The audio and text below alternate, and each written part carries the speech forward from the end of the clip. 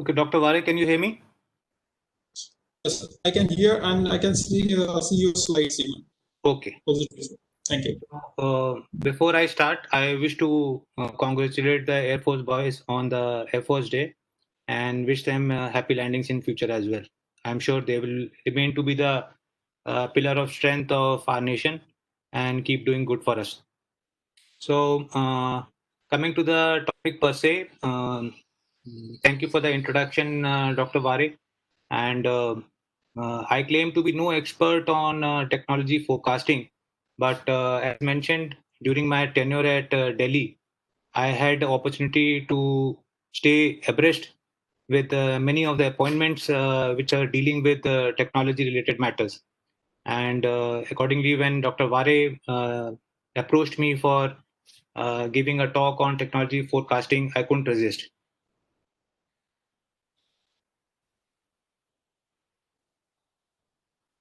So, starting with the presentation, I start with a quote by the famous Greek philosopher Heraclitus, which says that the only thing that is constant is change. So, change is ever present in our life. One cannot imagine a monotonous kind of life with no changes happening. Probably it would be a feel of animal if no change of importance happens in our life. So, change, whether good or bad, is actually a necessity of the human mind. And therefore, the effective change management is very, very important for better living of human mankind. When we analyze as to what is the driver behind the changes, we can see clearly identify technology to be a major driver, not only for our human lives. Even the recent Harvard Business Review of 1995 also identified technology as a major driver for economical changes. So if technology changes are so important, there is definitely a need for management of use of technology to the human advantage. The overarching subject that deals with this whole domain of change management of technology is called as technology management, which is nothing but a set of management disciplines that allows organizations to manage their technological fundamentals to their competitive advantage. It is nothing but an integrated planning, design, optimization, operation, and control of technological products, processes, and services as well. So if we see the chart, we can see that technology management has got four sub-verticals: technology strategy, technology forecasting, technology roadmap, and technology portfolio projects and portfolio. Now, technology strategy is nothing but a logic or role of technology in the organization as to how they define the bedrock of the organization in terms of technology. When technology forecasting is concerned, it is the identification of possible relevant technologies for the organization, possibly through technology scouting, monitoring, or other techniques as such. Then is the aspect of vertical of technology roadmap, where mapping of technologies to business and market needs is done. And lastly is the project portfolio, which is about a set of projects which are under development and the set of technology which are already in use. So, when we consider technology forecasting, these are the two which probably concern us more, and these are the two main aspects. Hello, Dr. Vare, can you hear me? Good, sir. There's somebody who had joined and then he has switched on the mic, sir. Okay, am I audible now? Yes, sir. Yes, sir. Please, sir. Yes, sir, you are audible, sir. Okay, so as I said, key technology forecasting and technology roadmap are the main aspects that concern us more, and these are the two things that I'll be covering in the presentation. Insofar as technology forecasting is concerned, it is not a new thing. In fact, as I read through the literature, I think the first attempt to forecast technology was done as back as 1931 by NRC. Subsequently, it took major impetus after the Pearl Harbor bombing in US by Japan, wherein after the US Air Force actually took a major effort to assemble various scientists and talked about to draw a technology forecast covering next 20-30 years. Subsequently, with the onset of Cold War and the race between Russia, USSR and USA, this further took impetus. However, later on, somewhere around 1960s or so, it was the corporate world which stepped in and started applying these technologies to their advantage. However, the technology road mapping aspect is a more recent phenomena, something of 80s and 90s, wherein the Motorola was the first company who drew a single layer of technology roadmap. So with this as the backdrop, I proceed further about the aspect of technology forecasting. So on the screen, I've flashed some definitions, which is a group of techniques that predict the characteristics and implications and impact of technological advances. Or you can also say it is a prediction of the future characteristics of useful machines, procedures, or techniques. Or you can also say it is the anticipation of the character, intensity, and timing of changes in technology.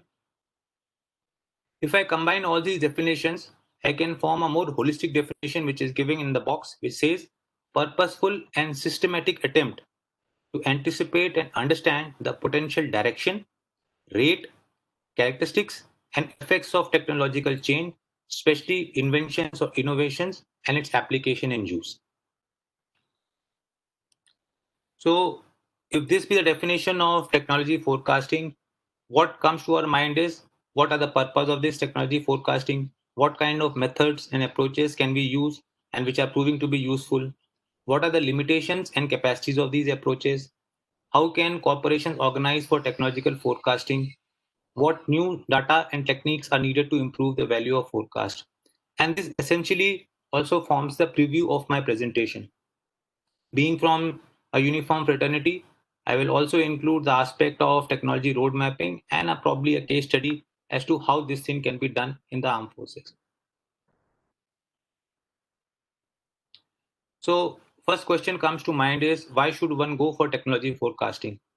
So the simple thing is that the technology forecasting is a very dynamic and a phenomena which is full of uncertainties. It affects all of us, whether it is our public life, private life, social changes, economic changes, societal changes, cultural changes, habitual changes. It can make an effect to us. Therefore, the importance lies in understanding this aspect and implementing in the way possible. By doing so, definitely the quality of decision making can be improved. A good forecast can help maximize gains and minimize losses from future conditions, be it at a personal level or at a public level. If you come to see of it, it is actually indispensable. All of us in some form, whether we go and buy a small product or in our capacity as whatever appointments we hold, we do this in some form. A simple cycle of scanning the technology environment, anticipating the emerging technology changes, identifying suitable technologies by evaluating various alternatives, and then planning for future technological needs is a thing that we usually follow in routine in our daily lives also.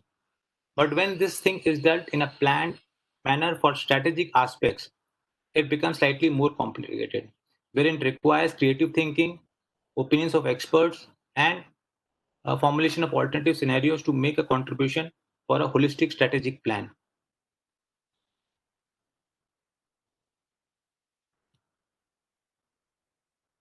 So with this, I come to the objective, which states that technology forecasting is concerned with investigation of new trends, technologies, and forces which would arise from the various factors such as new public concerns, national policies, and new discoveries, which may be beyond the influence and knowledge of effective organizations. So the organizations pursue technology forecasting with the objective of projecting the rates of replacement of technologies, managing how to go about their technical R&D programs, evaluating the present value of technology under development and what value will it yield after some years so that they can derive maximum benefits of it. Identification and evaluation of new products or processes that may present the organization with new opportunities or with threats. And lastly, analysis of development that may change strategies or operations as such. So with this theoretical aspects, the corporates have started applying them in various ways. How it affects them is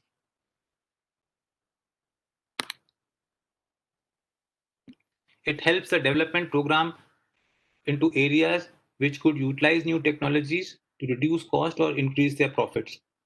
Alternatively, they can also concentrate on areas which and where a new demand might exist or a product improvement might be required to protect the market share.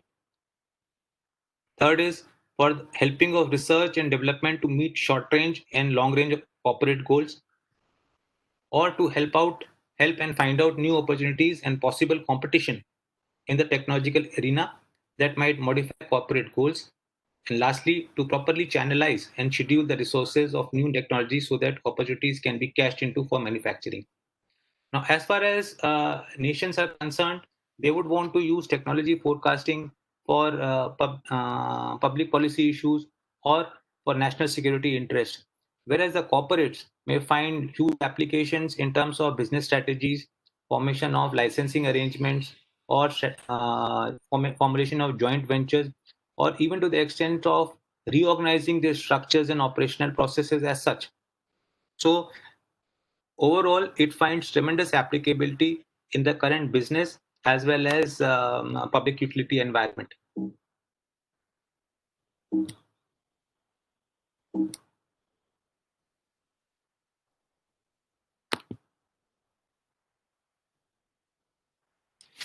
Now, before we proceed further, I wish to caution you about certain aspects about technology forecasting. That technology forecasting deals with the characteristics of technology, that is, matters relating to its technical performance, let's say its accuracy or precision, or let's say the number of transistors in a IC, or the, let's say, energy density of a lithium ion battery pack, so on and so forth. So it is more related to the characteristics of the technology. Further, it mostly deals with machines, procedures, and techniques, and it excludes commodity or service or techniques that are intended for luxury or amusement purposes. And thirdly, uh, feasibility in terms of cost, resources, and time is a key element before we venture into the aspect of technology forecasting. An important caution is that the real purpose is to be useful. Technological forecasts do not necessarily have to give out or predict the precise form of technology that will be given application in some certain specific future date. Like any other forecast, their purpose is simply to help evaluate the probabilities and significance of various possible future developments so that the managers can make better decisions. If a forecast goes wrong in terms of a particular technology not fructifying in a given time frame, it does not mean that the forecaster has been a failure. A forecaster will be a failure if the organization takes a wrong decision based on the forecast made by him. So we should not expect that technology forecast will give out a particular product by the end of a particular timeline. It's basically the probabilities of various alternatives based on which good decision making can be made. So what is the model for doing so? It very simplistically put, inputs will involve a formulation of forecasting problems and objectives and giving the historical data or the data that we have. This is processed based on some method or technique, and finally we have the forecast. While doing each of these steps, the review continuously takes place at each level. So it seems very simplistic in this schematic model, but actually it involves a lot of insight into the subject, depth of knowledge, as well as creativity and lateral thinking in order to come up with a forecast that will be accurate and timely. In the overall process, as I say, planning of the exercise, that is reasons as to why we are doing so, what resources do we have, what time frame do we want the forecast to come out, what are the learning objectives or the deductions from the study that we need to have, and what techniques we intend to use. These aspects are considered during the planning stage of things. Once a need is established regarding what is the criticality of technology being used, what is its maturity, what are the rate of changes which are happening in the technological world, what R&D strategy, that is aggressive or defensive, has been adopted by the organization, and overall complexity of the business environment. These are the things which need to be established before we undertake the process. Thereafter, the resources are coordinated and we establish and improve the processes to ultimately lead to a good forecast. Methods and techniques. Now, having understood the basics of technology forecasting, now we consider some of the methods and techniques. Now, there are a host of methods and techniques which have been evolved up over a period of time. Largely, they were initially developed by government agencies. Subsequently, many aerospace agencies started using it, and certain experts groups like Rand Corporation also evolved many techniques. Each of them were particular to a kind of application, but over a period of time, their applicability has been found for other processes and other applications, and therefore we can study them as to how best they apply to various kind of things. In this long list of techniques and methods given, I have subdivided into two forms. That is, one is the exploratory and other is the normative. So explorative is comprised of intuitive, technology monitoring, extrapolation, and growth curve. Within this intuitive also, you can have individual forecasting at a personal level, or you can go for opinion polls, form panels, or approach experts for their advice. You can also go for a brainstorming session within the organization, or you can use Delphi method, which was developed by Rand Corporation for doing this. Or you can further go ahead and do scenario building or scenario writing for forming out alternatives to a particular solution. Extrapolation is simply statistical representation of data into the future, whether it is by substitution, linear or exponential extrapolation, or doing trend analysis. And then there are certain growth curves that we'll discuss. In the normative form, we have dynamic modeling, cross impact analysis, morphological analysis, series indicators, relevance trees, and mission flow diagrams. So these are techniques which have been evolved from the period of 1950 onwards to 1980 onwards. However, with the onset of IT applications, certain research has been now given into fundamental applications also, and many people are exploiting the power of IT for data mining and semantics, patent analysis, reward analysis, research profiling, and bibliometrics also as a technique for doing forecasting of technology. Now, before we discuss some of the techniques, I wish to give you a small insight into what does it mean by being adopting a exploratory or a normative kind of approach. So you can see as on the screen that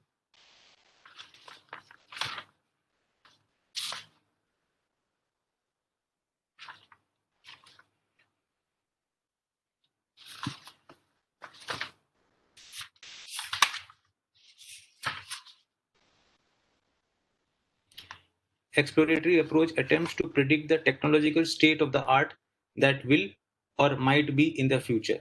So it extends from the present to the future, whereas a normative is a statement of what ought to be or need to be possible at some future time. So it takes future goals and then extends backwards. That is the basic difference, that exploratory takes from present to future, whereas normative comes from future backwards. In the meantime, defining various goals and technologies that can be achieved. So the characteristics of exploratory is that it is evolved on some predetermined curve, whether it's a S-shaped curve or the form of curve, it evolves on a predetermined. We know that it will follow this kind of path. Saying it is too naive or simplistic that we are presuming that the technology will follow this particular path. It projects anticipated consequences. That is, you are already aware that this is likely to happen and you're just plotting it in a particular way to go to reach to the final conclusion. Also suggests alternatives to proposed allocation. Whereas the normative form is more proactive in the nature that it deals with more, it is more dynamic and involves much more factors into play. But at the same time, it is complex and involves mathematically a lot of mathematical calculations. However, it factors in the various constraints and threats and also recognizes the economic and ultimate technological protection of the technology being considered. Obviously, you can combine both of them, that's exploratory and normative, to form a hybrid approach, which will have the characteristics of these two combined. So now I go on to discuss a few of the techniques. First, the exploratory ones, in which the first one is technological monitoring, which is nothing but the scanning of the environment for obtaining info about the subject of forecast. Here, it forms a central input for future research. The sources identified, information is gathered, it is filtered, processed, and structured for a good forecast. It's a very simple method which gives very quick results. However, one must guard against info overloading because it will lead to delays and confusion in your forecasting. If one is not able to do it by himself, he can approach experts, which is again collects opinion of chosen experts for a forecast. It includes understanding the technological developments via intensive consultation with the subject matter experts. Here, the selection of experts and the model to be chosen are very important steps. A forecast may go wrong if you pose the wrong questions or inappropriately framed questions to the experts for their opinion. One important exploratory technique is the trend analysis. Now, this is the practice of collecting information and attempting to spot a trend. It uses mathematical or statistical techniques to extend time series data into the future, which means that it assumes that future is a logical extension of the past. So it functions approximation between the inputs and the output sets. That is, the historical data is chosen to give a forecast of the future. It encompasses various economic forecasting models and techniques such as regression analysis, exponential smoothing, and growth curve fitting. Why we say growth curve fitting? Because most of these models tend to follow the biological growth model of various organisms.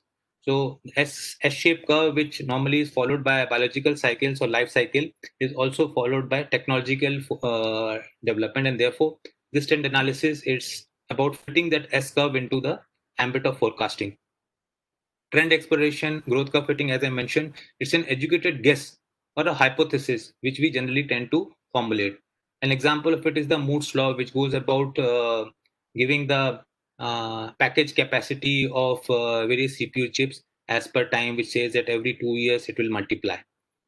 So erratic forecast, if the driving in this case, one important consideration is that the driving force, that whatever is the our hunch about or hypothesis about this whole phenomena, if that is changed dramatically, then your forecast will also go wrong. A big assumption in this is that the upper limit of the growth curve, which is it is known to us, we have followed the correct type of growth curve which fits into the historical data, and that data gives us the correct coefficient of the chosen curve. Which is, I mean to say, in the figure given, you see an S-shaped curve. It's slightly flattened, but it can be slightly more erect, like an proper alphabet S. In this, it follows 4 stages, that is the embryonic or development stage, growth or improvement stage, maturity or implementation stage, and aging or the phase out stage. So aging is a peak where we know that this is the peak of that particular technology, and this is what when I said that we know the end or the highest capability of this particular thing.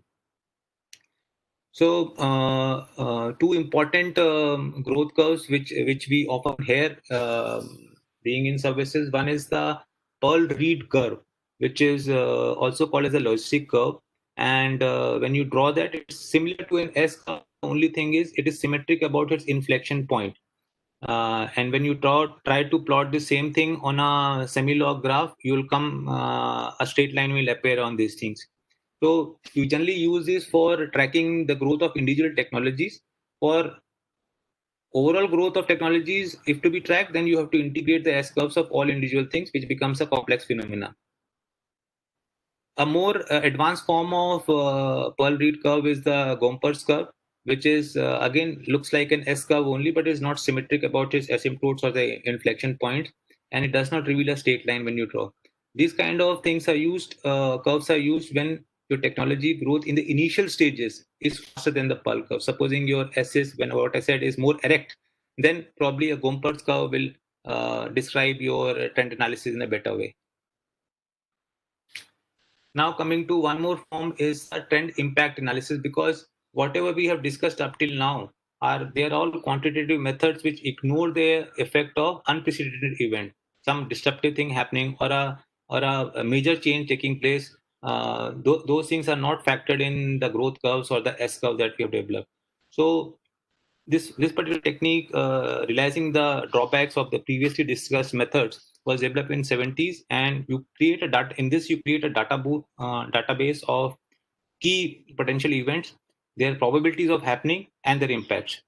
Then you do modify your extrapolation in view of this expected outcomes. So just to explain this, I have given a table below in which events, some of the disruptive events or unprecedented events are that it is about a chlorine manufacturing company analyzing what can go good or go wrong with them. So he says first thing is the pulp and paper industry turns away from chlorine bleaching, so obviously his demand will go down. Similarly, the air conditioning vertical may cut back the use of CFC and may go for more environmentally friendly options. Third thing is that the health concern lead to limited use of chlorosolvents. Suddenly the public goes alive about it. And fourth is a positive thing may be happening that a construction market suddenly opts for PVC kind of construction, which leads to a boom in demand. Or we can also have the semiconductor industry contributing to it. So this event is being considered probability by 1990. What will be the probability in 1995 and what will be the probability by 2000? So it's a 15 years period that you're trying to forecast, and you're trying to give the probability of that particular event happening in the third, fourth, and fifth column. Thereafter, you give the impact points of those things. That is, if the impact years to impact, how many years will take to make an impact? 1 year, 2 year, 3 year, and maximum impact will come at, let's say, 3 years, 5 years, so and so. And what will the maximum impact percentages? So all less the serial number 4, all 4 are giving negative impacts, whereas serial number 4 is giving a positive impact. So he analyzes this impact on his business based on the trends which are happening in the market, and then he forms his forecast. One more technique which is very common and often heard is the Delphi technique, which was developed by Rand Corporation, as we discussed. It attempts to arrive at a consensus in an uncertain area by repeated questioning of a group of experts. In this, if you see in the diagram on the left, the facilitator makes a questionnaire in step 1 and he feeds to a group of experts shown in pink, a group. These group of experts answer their question in step 2 and give it back to the facilitator. The facilitator, based on the responses, remodifies his questionnaire and gives it back to the expert. Then the experts again give him back the refined answers to the refined questionnaire. Then the facilitator selectively takes out some input, which may be, say, outlier or a special input, which may lead to the expert changing his opinion, modifying an opinion, and thereby leading to a more structured consensus. So this particular technique was actually made to overcome the boardroom discussions, which generally led to a lot of debate and no results. Therefore, it reduces this kind of questioning method by iteration method help to reduce the halo effect of strong personality sitting in a boardroom, or the bandwagon effect, where probably you just in a group of persons, 2 people just follow the suit of what has been told by a person who's having more aura or a strong personality, or to avoid the ego involvements which are generally associated with public expressed opinions.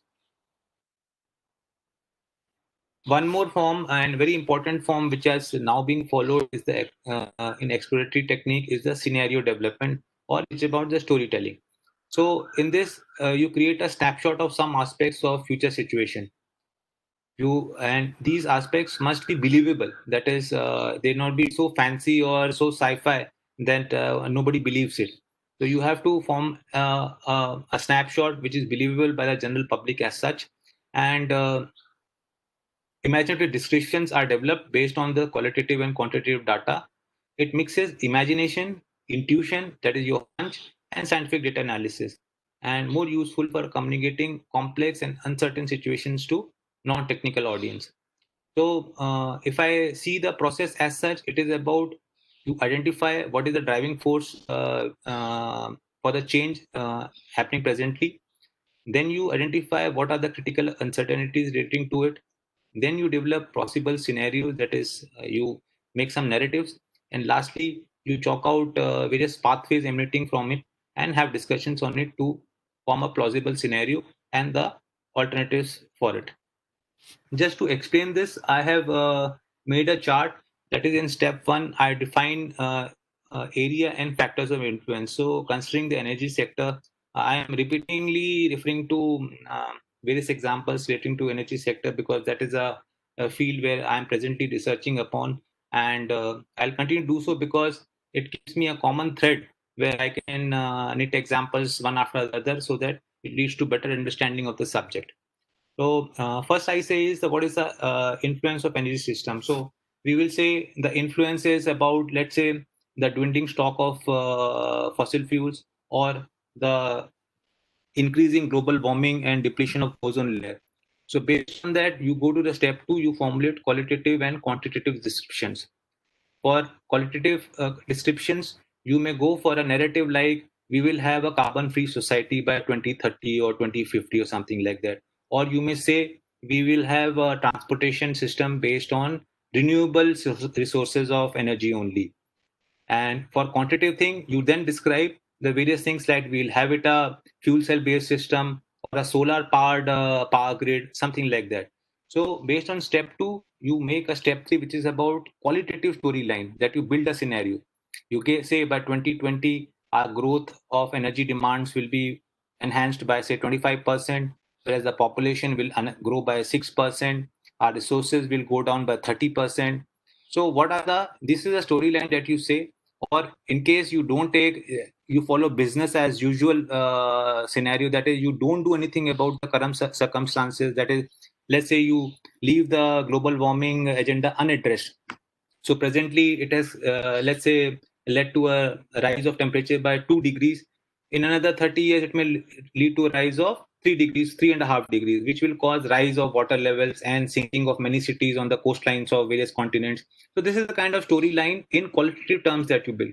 And to follow up that, you build models which are based on quantitative descriptions that you describe that we will have 30% of our energy sponsored by renewable sources, out of which 15% will be from solar, 3% will be from hydro, and 2% from nuclear. Our transportation models by 2030, 50% of our fleet will be based on renewable sources only, or 10% of will be hydrogen economy, something like that. So you form in the step 4, you form A, B, and C models and you list out parameters from them. The parameters for them will be, let's say, a lithium ion battery having an energy density of 280 kilojoules per kilogram, something like that. So these are the ways in which you form the qualitative storyline and the quantitative models for formulating a scenario. These models only give you the various alternatives, oblique options, or the pathways that you have to follow. You select the best one and you do the forecasting accordingly. Now we come to some of the normative techniques. The other one which I say that you go into the future and fall back up to the current time and draw timelines in between. So the first one is dynamic modeling. In this model, a simplified depiction of some part of the real world is made. That is not the entire thing. The models may range from flow diagrams, simple equations, and models to sophisticated computer simulations also. You can use MATLAB or any other simulating kind of software to do your simulations and come out with suggestions. So this model can exhibit the future behavior of complex systems simply by isolating important systems aspects from unessential details. So going again with this example of energy security, supposing in today's date, our aircrafts, whether fighter aircrafts or our important battle platforms like let's say a tank system, they are all running on fossil fuels. And obviously the current level of technology, the way it is panning out now, they do not support the full replacement of what is required to done for this energy intensive kind of platforms. But you can always model them. You isolate the unessentials from it. You just see that what is supposing if I want to run a tank on a fuel cell, or if I want to run a tank on lithium ion battery part pack, what do I need? So you simulate the model, that is the running cycle of a tank or an aircraft on simulation to find out what is the level of power that you require through a lithium ion battery to power this aeroplane or a tank. Once you have derived that power, you come to know what are the critical parameters or inflection points which the technology needs to reach. So let's say in case of fuel cells, if we try to find out a light passenger aircraft, let's say of capacity of 30-40 driving over a 500-mile range, we would come across a figure which may say that the lithium ion batteries have to be more energy dense by 4 times from the present level in order for this particular aircraft to fly on a fuel cell or on a lithium ion battery. So depicting this thing, same thing on a chart, we have a real system. From that, we reduce the unessentials, make a model and a model system. On that, we have a construct and approximate theory. Okay, this is how it can be done by doing so and so. We perform simulations on through any software or on computer. Then we compare the theoretical prediction with the simulation result. And then either we change or improve our theory, or we change or improve our model as such. So this kind of dynamic modeling will also give us a technology forecast as to what needs to be done in order for a technology to fructify in a particular field or a area. Another normative technique is the cross-impact analysis. Here again, the research identifies a set of key trends. Earlier, we had said that within the same field, we were trying to identify trend impact analysis. In the trend impact analysis, it was in the same field that we're trying to do. But many a times, there are cross impacts of something happening in the other domain, which is not related to the domain in which the technology is being researched. So what happens in that case? Then you follow cross impact analysis. So in that case, you will say if an event A occurs, what will be the impact on all other trends? Similarly, the success will depend upon the choice of event that you choose, which can have an effect. So again, to depict the same thing, we have given key if the electricity price increases, wind and solar power increases. So what will all these, like each of the event listed from A to I has been given horizontally as well as vertically also. And the impact of one on all other options, all other trends is being compared. So you give a plus if it is a positive impact, if you give a minus if it's a minus impact.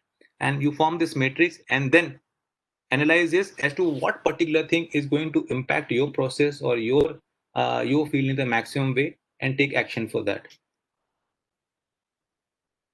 One more is the morphological analysis.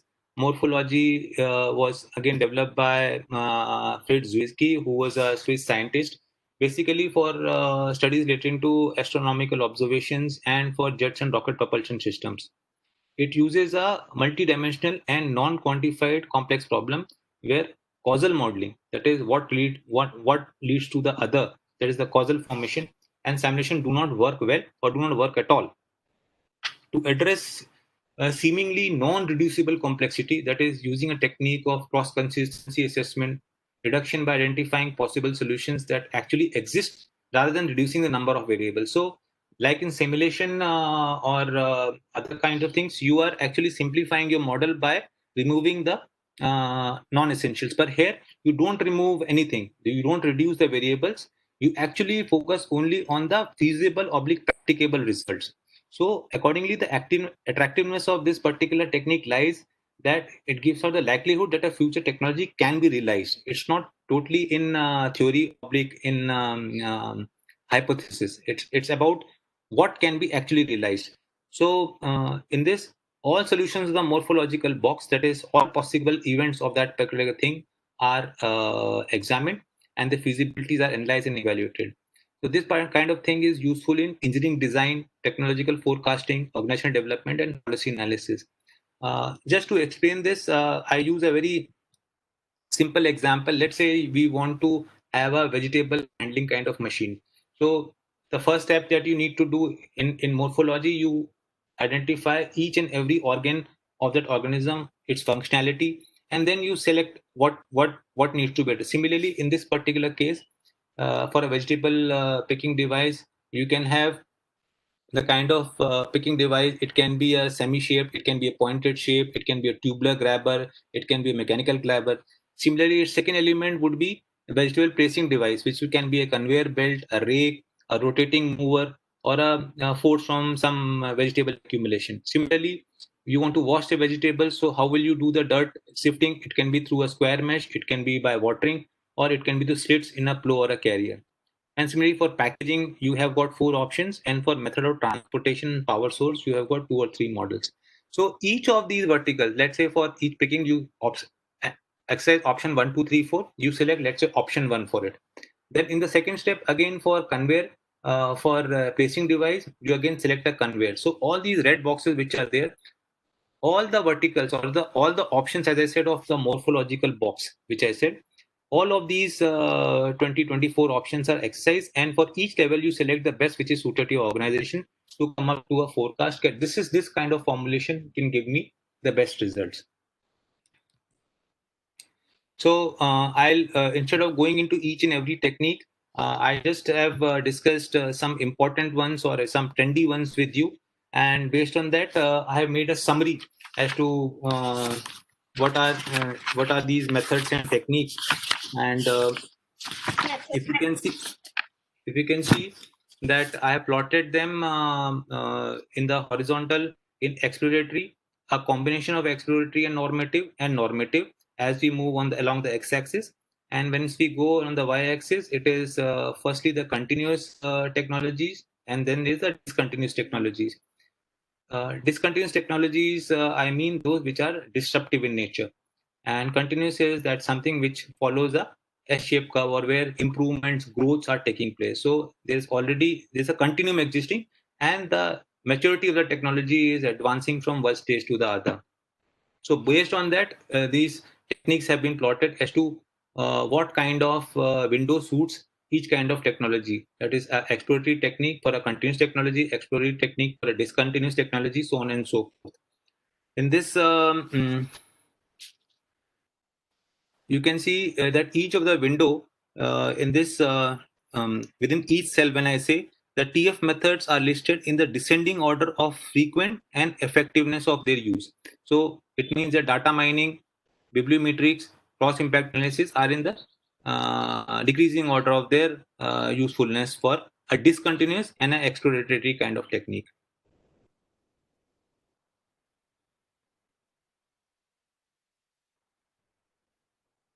Now, having discussed so many of them, one would obviously question as to how do we choose a technique, because that I've already mentioned forms a very important aspect in the success of a forecast. So my first answer to it, there's no silver bullet, that is no one solution fits all. Each of the technologies has its own assumption, has got specific application for a kind of technology. The important factor that you must consider is the cost and accuracy. That is the amount of money that you can invest and the kind of accuracy of the prediction that you desire.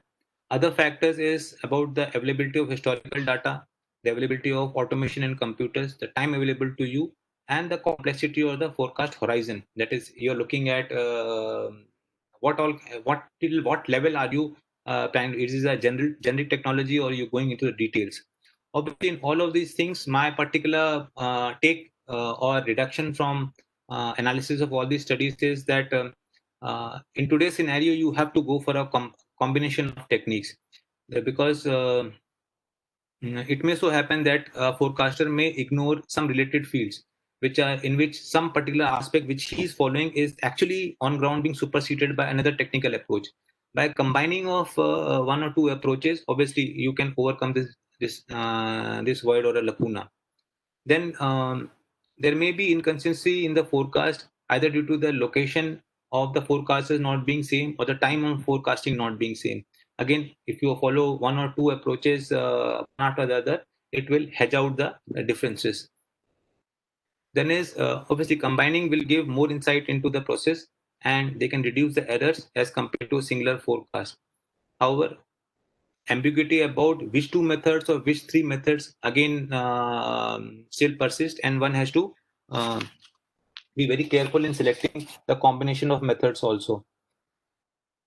Actually, if you see, a combination of multiple techniques enables a forecaster to analyze various perspectives, that is organizational, technology, personal, social, and environmental, because each of them has a different application arena or avenue, and by combining these, you actually let's say level out a large number of inconsistencies associated with a particular approach.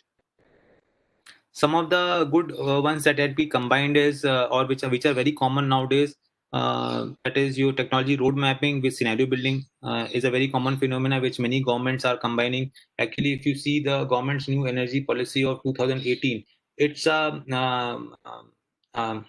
pure case of technology road mapping along with scenario technique. You can also do Delphi with cross impact analysis. You can do bibliometrics with growth curves and system dynamics. You can also do technology road mapping with morphological analysis and text mining. So these are the various things which you realize anytime any one of you does some research or write a paper, you will automatically realize that you have to use a combination of approach to come out with deductions which actually are more justified and more realistic for the audience to hear. Coming to some limitations of these forecasting, obviously, you do not factor the unpredictable interactions which are happening. The more is the level of expertise available to the forecaster, he can predict probably more unpredictable factors. Otherwise, these things will come into play and lead to errors in your forecast. Then unprecedented demands also cannot be factored by him. Few major discoveries, what I say is disruptive technologies coming into play suddenly, or availability of inadequate data. So these four things lead to some limitations with the forecast, which one has to guard against while doing the exercise of forecasting.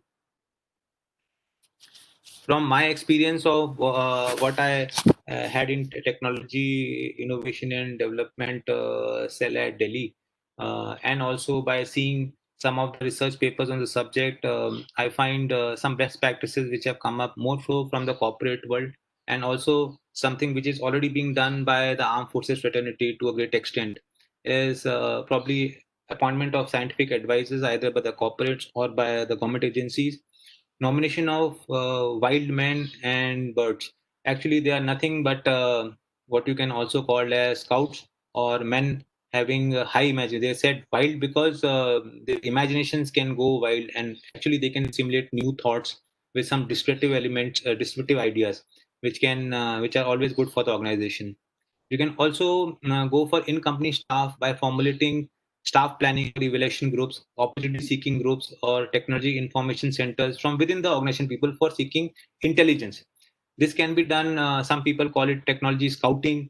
Some people also call this technology radar, which is nothing else but either a single or a group of persons who have got the bent of mind or intellect for attitude towards such kind of tasks can be nominated. They can keep scanning the environment, identify the good ones, field it to the executive for their assessment, refinement, and then further implication.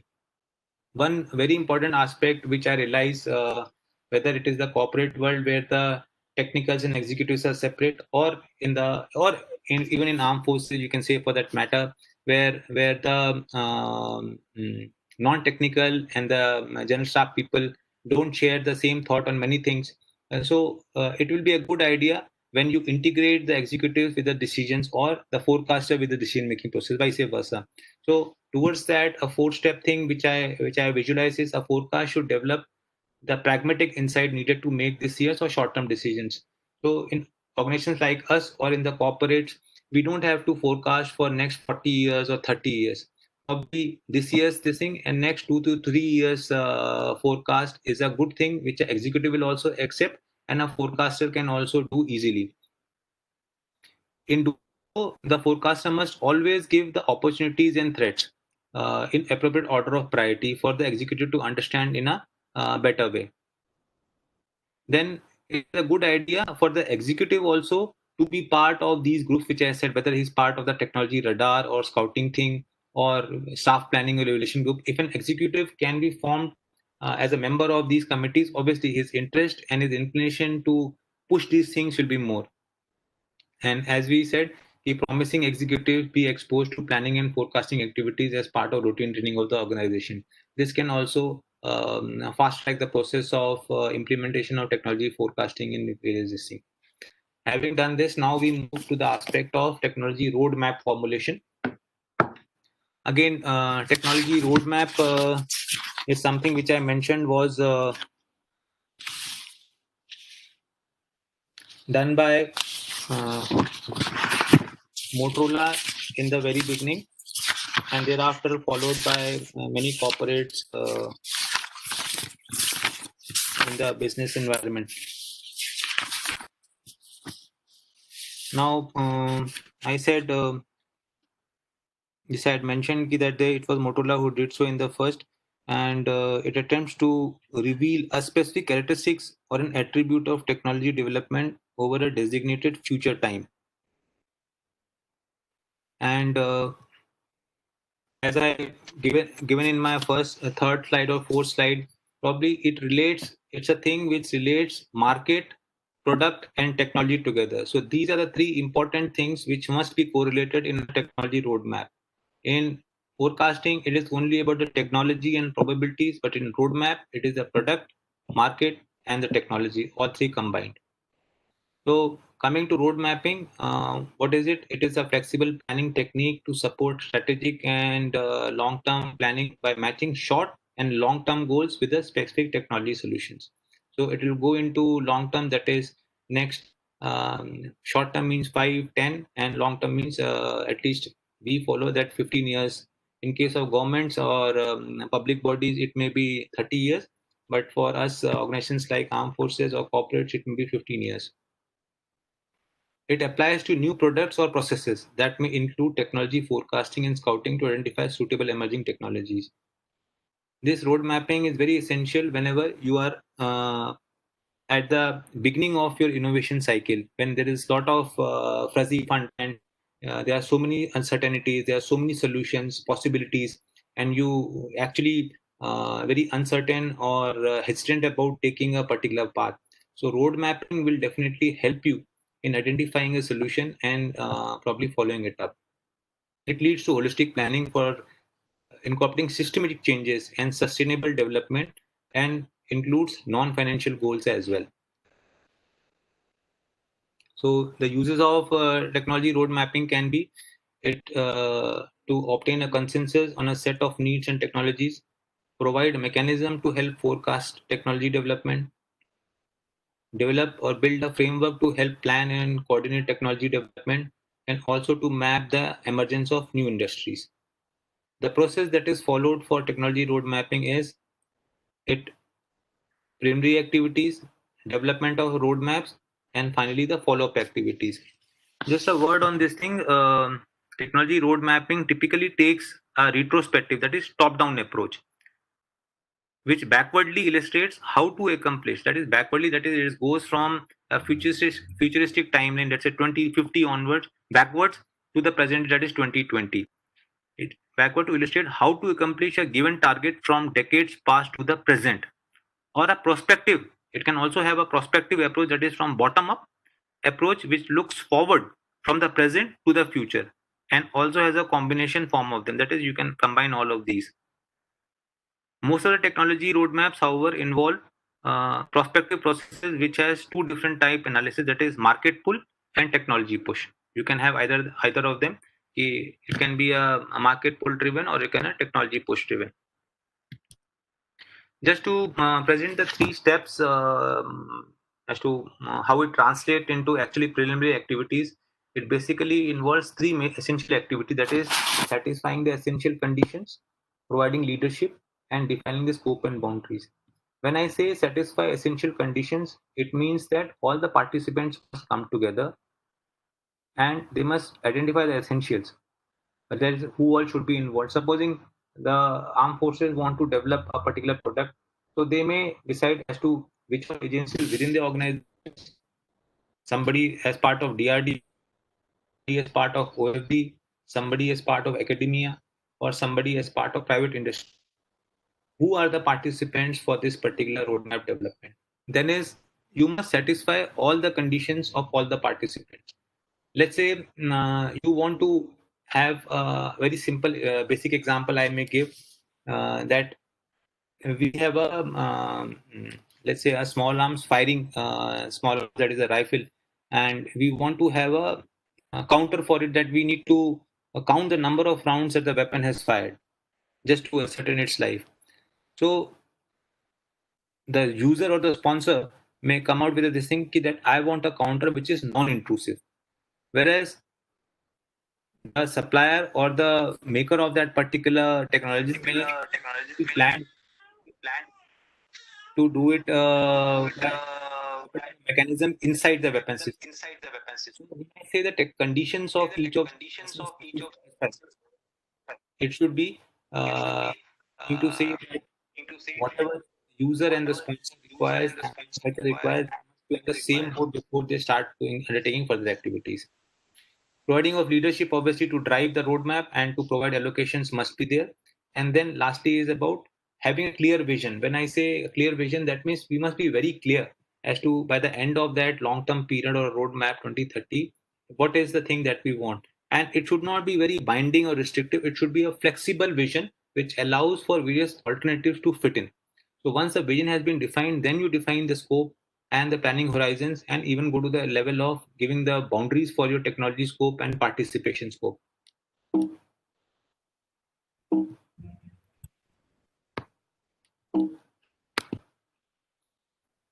Second phase is about the development of roadmap, in which you identify the product the roadmap has to focus on.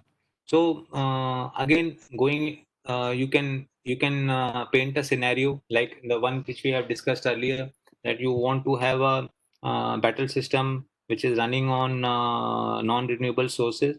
So you identify the product, that what is it that you want to have.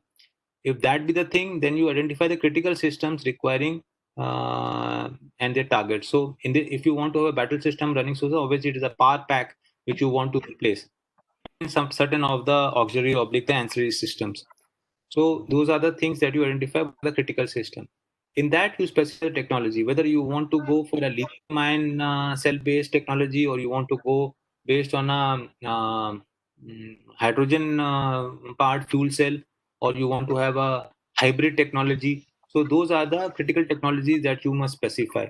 Then you must specify the drivers for these things. So the drivers for these things is that the fuel cell is currently being constrained by the membrane plates, or the contamination of membrane plates by carbon poisoning or something like that, or the high cost of uh, let's say catalysts being used in these fuel cells. Similarly, the solar energy cells may be constrained by the number of chips that you can pack in a module, or the efficiency of these things, and you want them to rise by another 10% for them to be actually practicable or feasible in a technological solution. Based on these identified alternatives, you give the timelines as per the trends, that what is the current level of technology and how likely it is to mature, and you give it out. And lastly, it is after having these alternatives, you formulate a report. So this is the way you carry out a roadmap development for a classical case. Again, to illustrate the same thing, I have made a technology roadmap for a low carbon passenger car, and I'm starting from 2000 and I'm going up to 2040 or 2050. So at the top of it, I have given, let's say, if you have got European Union fleet average carbon emissions, we said we will have a non-carbon fleet or something like that. So we're saying it is presently 130 grams per kilometer is the carbon CO2 emission. We want to reduce it by 2020 to 95, and further, let's say when new standards, Bharat standards or EU standards, Euro norms come up, we want to reduce this further. So with that as the final goal, I come across what is my current state. So in the current state, what I can do to reduce my carbon influences, I can either reduce the weight, or I can reduce the drag by redesigning the vehicle, or I can probably go in for more engine efficiencies and transmission innovation. That is, I can have a combination of fuels, a CNG mix kind of thing, or a mild hybrid I can develop in a future time. Then it can go on further to a full hybrid, then a plug-in hybrid, and as and when battery technology or storage technology improves, we can also go for a fuel cell, a full vehicle. So this shows that what are your immediate goals, what are your midterm goals, and what are your final goals. Obviously, it depicts that presently in the short term we are focusing more on efficiency measures. In midterm, we are looking for interim solutions or replacement measures, and in final term, we are looking for a hydrogen-based fuel economy where vehicles and passenger cars can run on hydrogen fuel. So this is one of the depiction. You can obviously, based on your own heart, you can have a separate technology roadmap for a different kind of alternative. I have just shown you one of them. Now coming to my last two slides, which is about how to the Indian Army go about management of technology. So as is, you might, most of you may be aware that we have a huge inventory of battles and platforms. Actually, roughly speaking, Indian Army itself may be having inventory worth 3 lakh crores worth of equipment, which have generally envisaged life cycle of 30 years. So changing of technology in the armed forces is not very simple, and it requires detailed coordination and planning to effect it. So I'm sure Air Force, Navy, and others have organizations similar to what I'm showing. Sorry. But in the Army, I'll just give it out. You can also see it on the internet that our think tank is called as the Director General of Perspective Planning, or DGPP. So he sits at Army headquarters, and under him are 4-5 sections which are listed. But the section of importance to us is the second one from the left, that is the Technology and Weapon System section. These are people, a section who go into about technology scouting and monitoring, and keeping a track on what's happening in the field of technology. These people also get inputs from various line directorates, that is the users, that is the artillery, infantry, armored. They will also give their recommendations of as to what they want from their battle platforms. CLAWS, that is the Center of Land, Air and Warfare Studies, that is also an adjunct to the Army organizations, and it feeds information in form of research scholars giving it. The MOD also has a scientific advisor, and the Manohar Parikar IDC Institutes and many others, for that matter, also share inputs with the DGPP. Under the DGPP, you also have the Army Technology Board and Army Management Studies Board, which also go into project developments with academia, industry, and provide inputs to DGPP. Dedicatedly in-house, DGPP has got an Army Design Bureau. I'm aware that Navy also has a Naval Design Bureau, which has been doing good job from I think 1970 or that time onwards. Whereas Army Design Bureau is rising of a recent origin. That is, last 2-3 years only we have been Army Design Bureau has come up, and which has taken on the task of interacting with academia and with industry for management of technology in the army, and formulating solutions to that. So listed on the slide, I have given the uh, strategic options. What does DGPP do? It forms the perspective for the times to come. It carries out threat assessment. It forecasts, builds forecasts of technology in conjunction with all internal and external agencies, which are I have mentioned earlier on the chart, hierarchical chart that I have shown above. And lastly, it formulates the Army's perspective plans. So, what do we follow in the Army is we follow a full life cycle based equipment management function. We have the inventory is a balanced mix of state of the art equipment, of current technology, and of mature technologies, and managing them in equal proportions is also a huge challenge. So capability based on to how to manage a system is done in two ways. That is, one is you can go by a threat-based scenario. That is, you check out as to what your enemy is having, and to defeat him, what do you need to do. And second thing is, you say ki you are not worried about the enemy. You are more interested in building a capability, and you can apply your capability to an enemy as the need comes in. So these are two ways in which the army works. About most of the times, in the past, we have been working on threat-based scenarios. And recently, we have graduated to certain extent on capability-based scenarios, where we are trying to build a capability, and as per that, we are doing it. So the DGPP takes inputs in formulating its short-term, mid-term, and long-term plans from all the agencies. Based on these two scenarios, he will build a perspective plan. And that when it goes to the tri-service level, it becomes a long-term integrated perspective plan. Based on this plan, we publish a technology perspective and capability roadmap, which is called TPCR, again published on the net. It is for the industry to see what is the army looking for, and for them to accordingly align their businesses for giving out the required technological solutions. During this process, the formulation of qualitative requirements, whether in Army we call it as GSQR, when it's a joint thing, it is called a Joint Services QR. So they give out the qualitative requirements as to what we actually need in terms of capability. And based on that roadmap, based on that capability perspective, the firms may formulate their own roadmaps who want to participate and do it.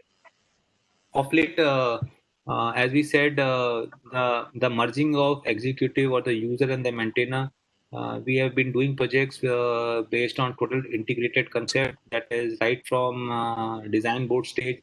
Once we have identified the need and the group participants, we have started integrating with them right from the design stage right up to the product development. Dhanush is a very good example of it, where persons were involved right from the drawing board stage. And we obviously follow womb to tomb concept, that is, it starts from warranty management and goes right up to the obsolescence management. It's a long cycle of 20 to 30 years in which a number of activities concerning the technology and equipment takes place, and the management of which definitely requires a lot of expertise from large group of people. It's not a small group which deals with it, and requires integrated involvement of various agencies. So this is what I had to say about technology forecasting and roadmap.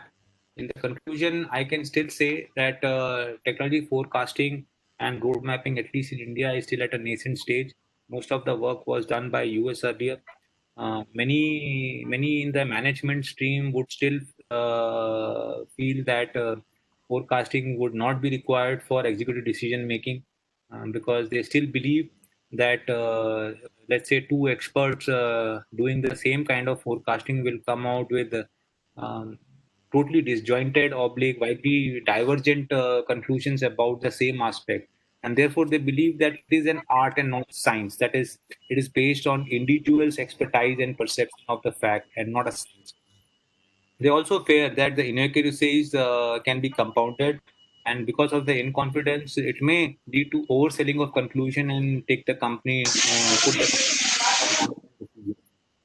Lastly, I would just say I still believe, after reading on the subject, I believe that it is a science, and it should the forecast to be effective. The forecast must allow for better operation that could be achieved without those forecasts, and at a cost which is more affordable to the company. So this is what I have to say on the subject. I have finished. We can have discussions on the subject should there be any.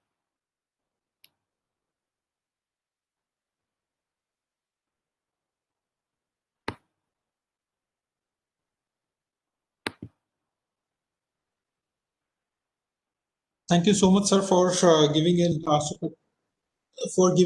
very nice and fruitful session on the on technology and the real studies of Indian Army Institutes. I would like to open this session for the question and answer, if any, from the participants. Unmute your mic and ask your question.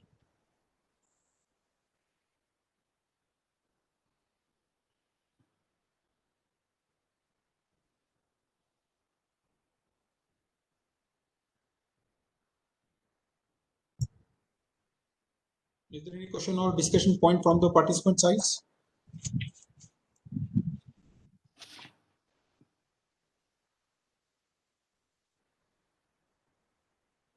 Yes. Anyway, I got some query from the participants that because of my internet connection, I could not, they could not listen your introduction, so that it's my privilege to repeat and reintroduce yourself. Right. Participants, our speaker has delivered a very nice session on the technology transfer. A few introduction about him. Colonel Vaibhav Mishra is a highly qualified and professional officer. During his service span of 7 years, he has tenanted a multitude of important command and staff appointments in both peace and field locations. Being from Corps of EME, his primary specialization is in maintenance and sustenance of the wide spectrum of equipment held by the Indian Army.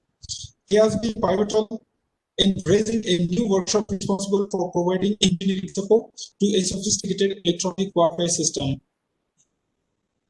He was also deployed in the United Nations mission in Sudan for providing engineering support to a force operating under challenging circumstances. As a staff officer in a division-sized force deployed in Northeast India in counter-insurgency operations, He effectively managed the logistic functions of this large-sized force in a very dynamic environment. Later, he commanded an EMP battalion on our western borders. While at Delhi, he was responsible for innovation and technology transition management in the Indian Army. For his special efforts, he has been awarded commendation cards 3 times. Colonel Vaibhav Mishra is academically inclined and has acquired important qualifications over the years. He is B Mechanical from RDVV Jabalpur and M.Tech Communication from JNU, New Delhi. He is also MSc in Defense and Strategic Studies from Madras University and MPhil from Punjab University. The officer has attended all important career-oriented courses, including the prestigious Defense Service Staff College and Higher Command course. He was also employed as an instructor cum mentor at DESSC Wellington for 2 years. The officer has also attended 2 short equipment-related courses in Israel and Germany. Presently, he is posted in a staff appointment at Headquarter Command in Pune and is also pursuing PhD from Department of Technology Management, Defense Institute of Advanced Technology, Pune. This is the brief introduction about our guest speaker. And I think that there are a few questions from the chat room, I guess. Captain Shri sir would like to take some questions.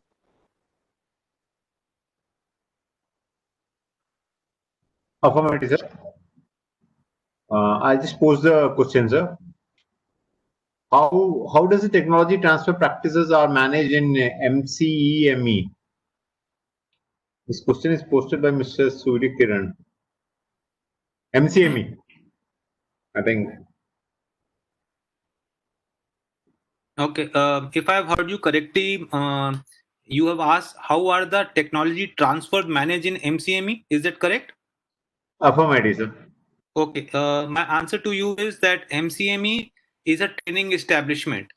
It does not do technology transfer. Technology transfer, when you purchase an equipment, if you have taken the TOT, that is transfer of technology, a production agency is identified, which is generally a PSU.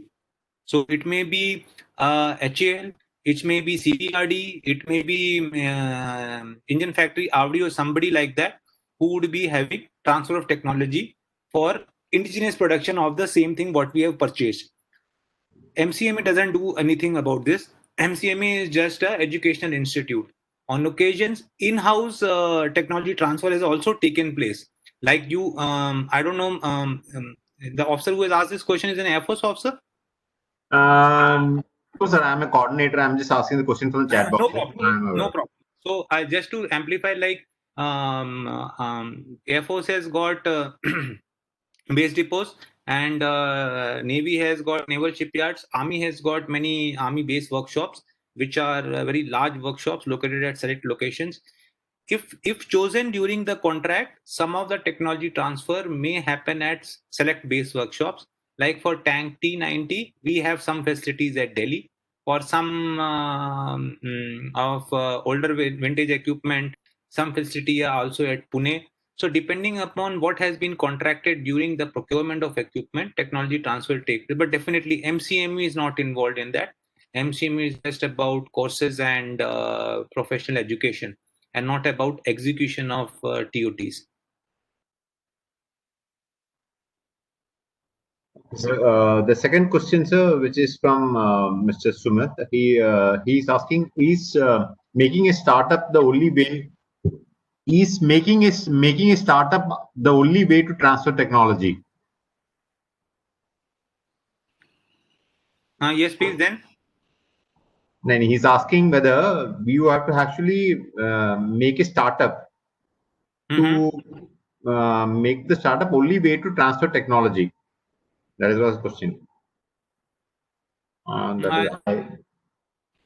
Question is not very clear. I presume that he must be asking either whether a startup is whether a startup is required, whether a startup is actually required for transfer of technology. Means he says that I have to show that I'm starting up something for the transfer of technology, or it can be just for the learning purpose only. Transfer. See what happens when contractual obligations. When you do, let's say you all mentioned that Air Force has bought so many Rafales which everybody is aware in the country. And supposing you want to start indigenous manufacture of Rafale under licensing, so a startup will be too naive for such level of involvement for manufacture of this thing. Whenever you want to have a business partner, obviously Rafale will also select a business partner of repute. It can't be a startup for that matter.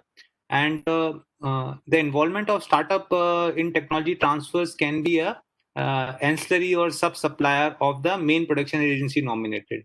Unless you are a big player where you can invest so much of money, when you can gain the confidence, when you have got established business practices and manufacturing process, it is, I think, very difficult for TOT to be transferred to a startup of a few individuals.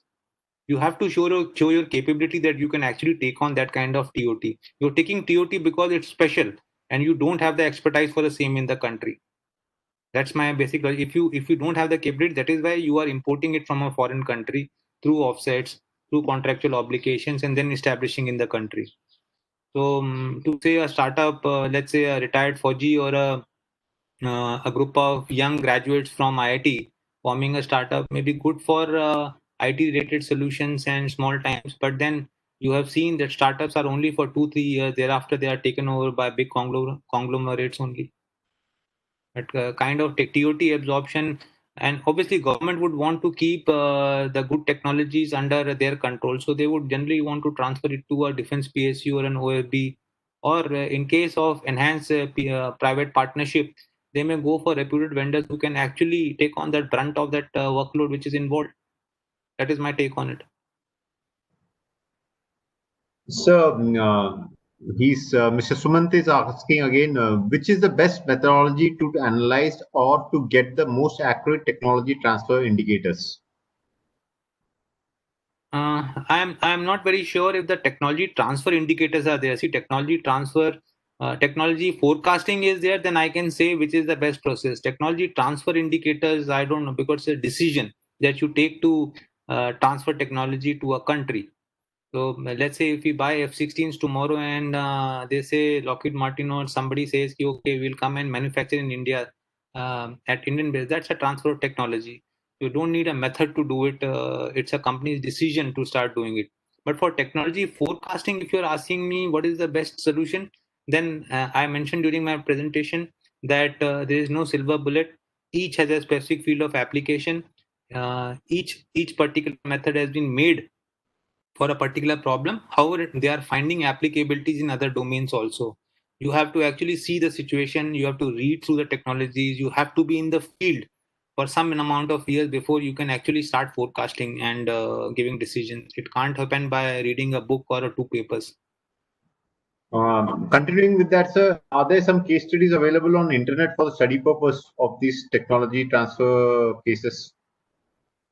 Again, technology transfer, you are repeatedly saying technology transfer. My subject was technology forecasting and road mapping. Technology transfer is different ball game altogether. But yes, there are many case studies available of corporates which have given out how to do it. You can see Siemens, you can see L&T. There are few case studies, but obviously their business decisions are not listed in that. They have been done by research scholars based on what they have interacted with those agencies.